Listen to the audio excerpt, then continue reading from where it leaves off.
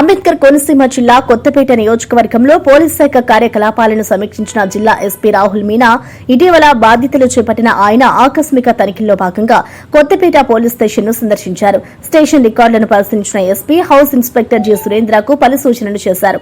ముఖ్యంగా దసరా ఉత్సవాల సందర్భంగా ఎటువంటి అవాంఛనీయ సంఘటనలు చోటు చేసుకోకుండా పటిష్టమైన భద్రతా చర్యలు చేపట్టాలని ఆదేశించారు.